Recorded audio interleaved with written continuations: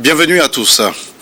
Au Togo, les grossesses en milieu scolaire sont un problème préoccupant avec des centaines de jeunes filles affectées chaque année. Des données officielles montrent une augmentation des cas, notamment dans les collèges et lycées, avec des conséquences graves sur la scolarité et l'avenir de ces jeunes filles.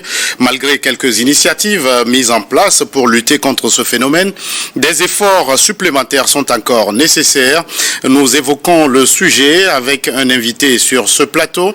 Je reçois pour vous Madame Flora Pialo-Yosso. Vous êtes la présidente de l'association Filles Debout Togo. Merci d'avoir répondu à notre invitation. Merci beaucoup. Bonjour.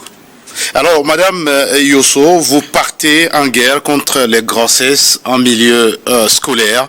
Comment se présente la situation? Merci. La situation est tellement déplorable. Nous déplorons chaque année des grossesses en milieu scolaire. C'est vraiment déplorable. Même dans les cours primaires, nous rencontrons les cas de grossesse.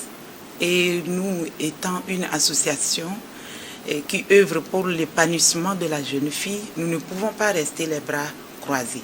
Donc c'est pour cela que nous pensons qu'il est nécessaire qu'on aille en guerre contre ce phénomène-là qui ternit, qui retarde davantage la représentativité des femmes dans les sphères décisionnelles. Et même au cours primaire, il y a des cas de grossesse? Il y a des cas de grossesse, notamment dans les CM2, etc. Madame Yosso, on a l'impression que le phénomène, comme on l'a dit, gagne du terrain. Vous reconnaissez que la situation est très préoccupante. Comment pourrait-on l'expliquer? Oui, merci beaucoup. Et nous savons tous que dans nos traditions, l'éducation sexuelle avec nos enfants, ce n'est pas évident.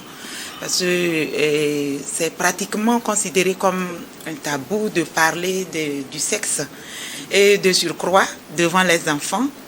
Donc, ce n'est pas évident. Donc, nos enfants, ils apprennent leur sexualité sur les réseaux sociaux. C'est vrai que ce phénomène, dans le temps, il y en avait, mais cette fois-ci, nous déplorons vraiment, si je peux dire, le nombre s'accroît d'année en année. Et ça, c'est parce que les enfants apprennent leur sexualité sur les réseaux sociaux. Les enfants considèrent le sexe comme un jeu.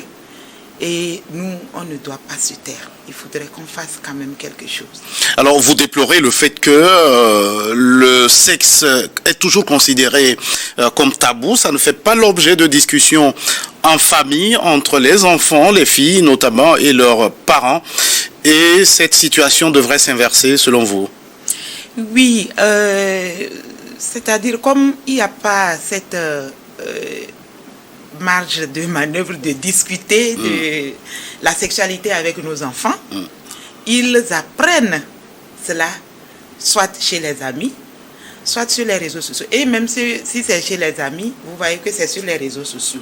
Donc, s'il y a cette possibilité de pouvoir échanger avec nos enfants sur les risques, et le sexe, ce n'est pas un jeu, et il y aura le temps pour tout dans la vie. Là, ça pourra quand même aider à sauver les filles.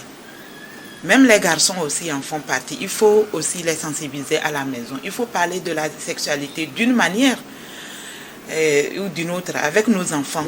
On peut ne pas aller tout droit, mais je ne sais pas, il y a peut-être attirer leur attention sur les pratiques, les dangers qui peuvent en découler en se donnant trop au sexe à leur âge, surtout les dangers qui peuvent en découler, que de les laisser à la rue, c'est-à-dire aux réseaux sociaux qui les forment à leur manière. Nous avons constaté sur les réseaux sociaux que l'année passée, par exemple, il y a eu un cas que nous déplorons, ce n'est pas au Togo ici, mais ailleurs. Il y a eu une fille, une élève qui est allée parce qu'on l'a invitée à une fête. Après la fête, elle a pratiqué, parce que c'est sur les réseaux sociaux tout s'apprend, elle a pratiqué le sexe avec plusieurs garçons. Le même jour, de ses collègues, plusieurs de ses camarades. Alors là, nous voyons déjà que c'est le phénomène là, la vidéo a circulé sur les réseaux sociaux. Ça, c'est parce qu'elle a filmé. Mais ça se passe ici. Et que ce n'est pas filmé, ou bien peut-être c'est filmé, mais ce n'est pas publié. Nous devons attirer leur attention sur les risques. Notamment la grossesse. Imaginons un peu si la fille là est tombée enceinte. Elle est élève, elle tombe enceinte de cet acte-là. À qui appartient la grossesse? Maintenant, si ce n'est pas la grossesse, bon, une maladie, elle peut toutefois contracter une IST, une maladie. Et dans ce cas-là, comment est-ce qu'elle pourra finir sa carrière scolaire avant de pouvoir dire, bon, je vais chercher du boulot? Parce que, disons, les grossesses, ça constitue aussi un frein à l'éducation de la jeune fille. Et non seulement un frein, mais ça peut aussi constituer un danger, surtout quand ils vont penser avorter ou donc mettre fin à la grossesse non désirée. Autant de risques que ces jeunes filles encourent. Madame Yosso, il y a quelques mois, vous étiez face aux élèves à Palimé pour une séance de sensibilisation. Et ce n'est pas la première fois. En 2022, vous étiez aussi à Aouda. De quel message étiez-vous porteuse, Madame Yosso? Merci beaucoup. À Aouda, tout comme à Niveme, à Palimé, nous sommes allés avec un seul message.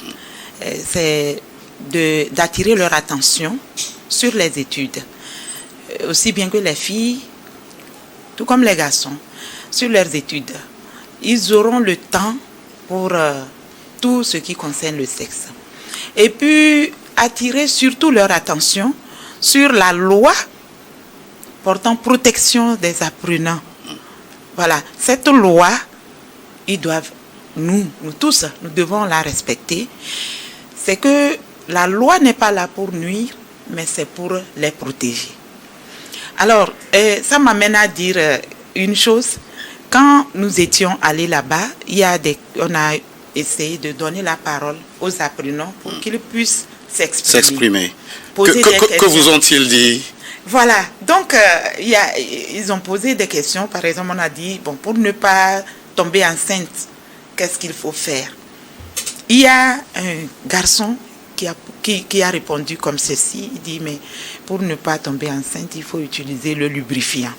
Donc vous voyez que moi, quand je l'ai regardé à mon âge, quand j'avais son âge, moi je ne connaissais pas ce qu'on appelle du lubrifiant. Donc déjà, il connaît. Ça veut dire que peut-être c'est sur les réseaux sociaux. Et vous voyez la réponse qu'il vient de donner. Le lubrifiant n'est pas là pour lutter contre les grossesses. Il faut qu'il le sache. Et qu'il le sache, pardon. Il faut qu'il le sache. Parce qu'il a dit, mais c'est dans l'ignorance, mais il croyait en cela. Il y a une autre fille qui a posé une question. Elle dit, Madame, si je tombe enceinte de quelqu'un d'un de mes camarades et que on lui demande une amende et tout ça et puis il paye. Après avoir payé, est-ce que je peux aller le rejoindre? Vous voyez des questions comme ça. Donc, nous, on était obligés de leur dire, vous voyez, une grossesse, c'est encore moins de soucis. Mais s'occuper de l'enfant, c'est aussi un autre souci. Parce que, c'est vrai, vous allez accoucher, vous allez revenir. Mais le temps que les amis sont en train d'apprendre, le sommeil est réduit quand on a un enfant. Parce que l'enfant va pleurer la nuit, il faut se réveiller pour l'allaiter. Et après, il faut se coucher. Au même moment, ton ami, lui, il est en train d'apprendre. Concrètement, vous accusez du retard sur votre cursus scolaire en tant que jeune fille. Au mieux, au pire, vous décrochez. Madame Yosso, Palimé, Aouda, des milieux connaissent une aggravation du problème ou bien Qu'est-ce qui a pu justifier le choix de ces deux destinations? Nous continuons la lutte. Nous irons dans d'autres établissements pour aussi attirer leur attention sur le respect de la loi. C'est très important parce que à Ouda, quand nous étions allés en 2022, les censeurs nous avaient confié qu'ils venaient. Nous étions allés le 16 novembre 2022. On a fait l'activité. Bon, le message, souvent quand nous allons, on tient quand même le matériel didactique pour appuyer l'éducation de la jeune fille. On va leur parler, mais il faut toujours appuyer l'éducation de la jeune fille dans le milieu avec le matériel didactique.